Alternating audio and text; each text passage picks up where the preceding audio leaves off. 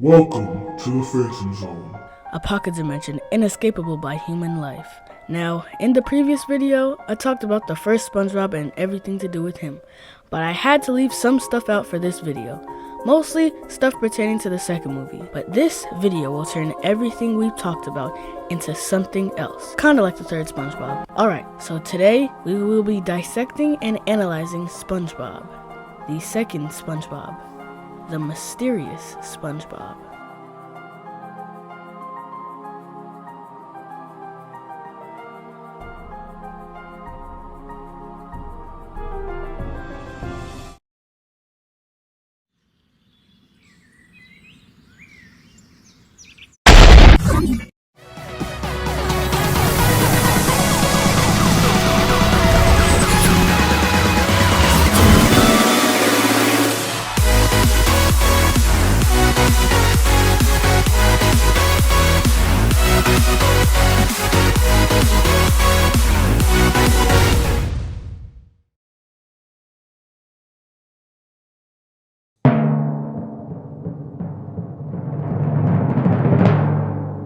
Alright, the second SpongeBob is presented from Season 5 to Season 9. Now this is the most mysterious SpongeBob because there are multiple ways it could have switched from the first SpongeBob to this one. What I do know about this SpongeBob is that his movie is very crucial to this theory.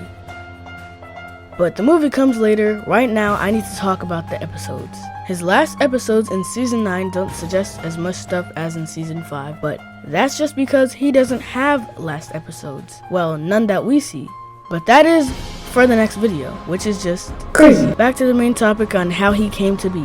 Now I have, I think, 3 different theories on that. The first one being about the original's last episodes in Season 5, specifically in Pest of the West, where it is about SpongeBob learning about his past. Now judging from SpongeBob's family tree, SpongeBuck SquarePants would be his great-grandfather. If you have a great-grandfather that was as great as SpongeBob's, wouldn't you have been told about that? Or at least remember? Well, maybe he was, but something happened. Maybe something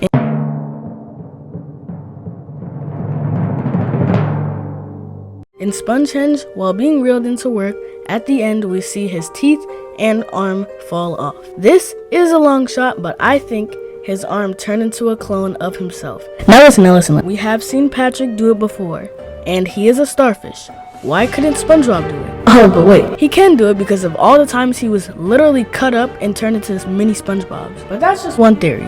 The second possibility is that the original SpongeBob is still in the cave, just thinking of made-up situations.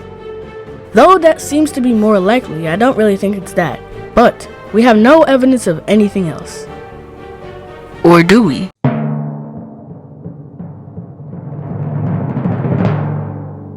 Now, the second SpongeBob movie is where the Krabby Patty eclipse peaks. The plot of the story is Bikini Bottom going crazy because of the lack of Krabby Patties. Now, back to what I was saying before. In this movie, there is time travel, which every good movie had. And in one of those scenes, SpongeBob travels to 4 days into the future where Bikini Bottom is covered in sand and everyone is gone.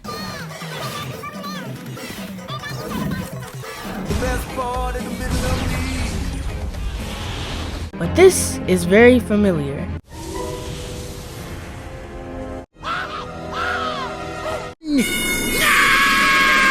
This is identical to the end of Spongehenge. There's even winds like in Spongehenge that cause Bikini Bottom to be covered in sand. This means they didn't go 4 days into the future. They went 4 days after SpongeBob ran into the cave.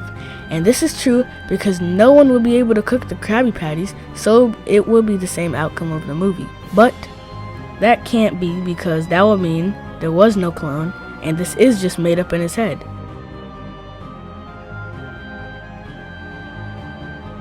Yeah, no, because I'm about to flip this over. If he didn't come back until thousands of years later, how would he know Bikini Bottom was sanded over? If this really is all in his head, then how could he have known that Bikini Bottom was submerged under sand? Which only means one thing. They traveled to an alternate timeline where there was no clone of SpongeBob and the town did go crazy.